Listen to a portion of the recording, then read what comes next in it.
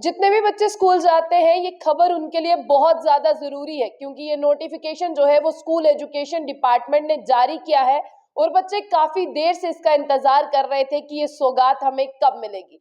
लेकिन अब आपको बता दें कि स्कूल एजुकेशन डिपार्टमेंट ने आप सब बच्चों के बारे में सोचा है, जितने भी बच्चे स्कूल जाते हैं।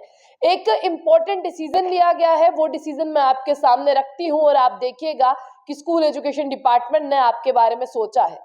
आप भी जानते हैं कि लेक्चरर जो है वो हायर सेकेंडरी को पढ़ाते हैं, यानी 11th-12th को पढ़ाते हैं। लेकिन अब स्कूल एजुकेशन डिपार्टमेंट ने ये कहा है कि अब लेक्चरर जो है वो सिर्फ और सिर्फ 11th और 12th को नहीं पढ़ाएंगे। जो उनका टाइम टेबल होगा, जो उनका शेड्यूल होगा, उन्हें उससे हटकर भी काम करना होगा। यानी लेक्चरर्स पर जो है वो बर्डन आएगा, लेकिन इससे सहूलियत जो है वो बच्चों को मिलेगी। जितने भी लेक्चरर्स जो है वो हायर सेकेंडरी को पढ़ाते हैं, अब उन्हें दूसरी क्लासेस को भी पढ़ाना होगा, यानी 9th और 10th क्लास को भी पढ़ाना होगा। और अपने टाइम टेबल से हटकर जो है उन्हें ड्यूटी दी जाएगी कि आप जाइए स्कूल्स में 9th और 10th क्लास को भी आप पढ़ाइए।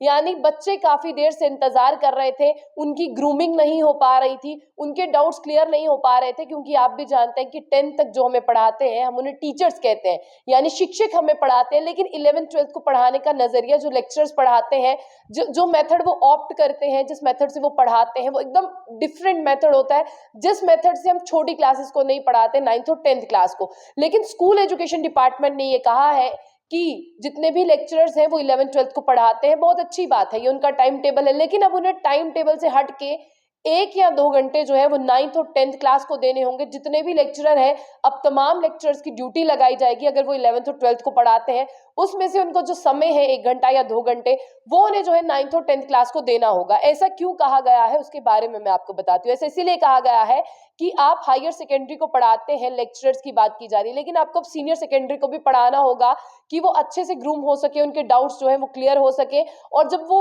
एक्चुअली 11th और 12th में जाते हैं, तब उन्हें काफी दिक्कतें होती हैं। तो इससे बेहतर ये है कि अगर आप उन्हें छोटी क्लासेस में पढ़ाना शुरू कर दे, तो वो आपसे फेमिलियर भी हो जाएंगे, आपके मेथड्स भी समझ लेंगे, आपका वे ऑफ टीचिंग भी उन्हें समझ आ जाएगा और आप उनके डाउट्स भी जो है वो जल्दी क्लियर हो जाएंगे। आगे मैं आपको बता दूं कि ये सर्कुलर जो है वो जारी हो चुका है और अब ऐसा ही होने वाला है। लेकिन स्कूल एजुकेशन डिपार्टमेंट ने 9th और 10th क्लास के लिए जो काम है, डिप्टी डायरेक्टर टू गवर्नमेंट को कहा गया है, यानी जो डिप्टी डायरेक्टर है उन्हें ये काम कहा गया है। और उन्होंने इस काम की जिम्मेदारी जो है वो सीईओ को दी है, यानी चीफ एजुकेशन ऑफिसर को दी है, कि आप सारा इस प्रोसेस को जो है वो मॉनिटर करेंगे और मॉनिटर करने के बाद में क्या रिपोर्ट आती है वो आप हमें सौंपेंगे। तो सबसे पहले मैं आपको बता दूं कि अब जो टाइम टेबल बनेगा लेक्चरर्स के लिए, उनमें 9th और 12th क्लास को जो है वो एड ऑन किया जाएगा कि आप उन्हें कुछ घंटे और कुछ अपना वक्त दे। अब स्कूल एजुकेशन जो डिपार्टमेंट है वो कह रहा है कि उसने जो है ये टाइम टेबल बनाना जो है वो शुरू भी कर दिया है और जितने भी लेक्चरर्स हैं उन्हें पढ़ाना ही होगा। क्यों पढ़ाना होगा, इसके पीछे का क्या रीजन है वो मैं आपको बताती हूँ। कि 10th और 9th क्लास में से बहुत से टैलेंटेड बच्चे होते हैं जिनकी ग्रूमिंग नहीं हो पाती, जिनकी अपब्रिंगिंग उस तरीके से नहीं हो पाती जो वो डिजर्व करते हैं, इसीलिए आपको पढ़ाना होगा। आप जाएंगे, देखेंगे कि टैलेंटेड बच्चा कौन है, ऐसा कौन सा बच्चा है जो अच्छे से पढ़ रहा है, ऐसा कौन सा बच्चा है जो क्वालिफाई कर सकता है कॉम्पिटेटिव एग्जाम को, ऐसा कौन सा बच्चा है जो नेशनल लेवल तक कॉम्पीट कर सकता है कॉम्पिटेटिव एग्जाम में। ये ड्यूटी है लेक्चरर की कि वो पहचाने ऐसा कौन सा बच्चा है जो ग्रूम कर सकता है, ऐसा कौन सा बच्चा है जो कॉम्पिटेटिव एग्जाम में पार्टिसिपेट कर सकता है।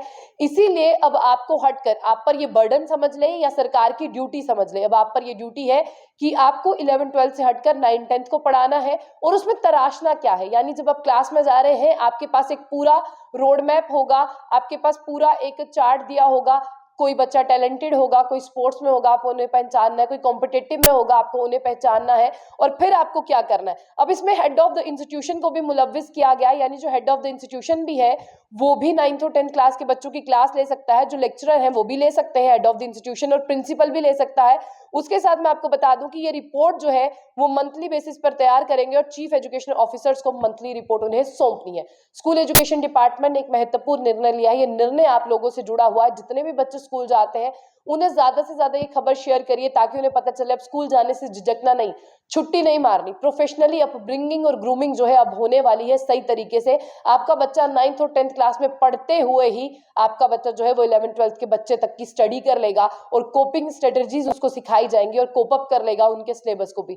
इसलिए अब आपके बच्चों को भी आपका साथ देना, आपको भी अपने बच्चों का साथ देना और उन्हें स्कूल के दरवाजे तक छोड़ना है, ताकि वो स्कूल से झिझके नहीं और अच्छी तरह से पढ़े, क्योंकि लेक्चरर्स पर ये ड्यूटी मुसल्लत की गई है। अब वो ड्यूटी देंगे, साथ साथ ही आपको बता दें कि आपके बच्चे का हुनर भी तराशा जाएगा। तो तमाम अपडेट्स के लिए देखते रहिए जुम्मन न्यूज़।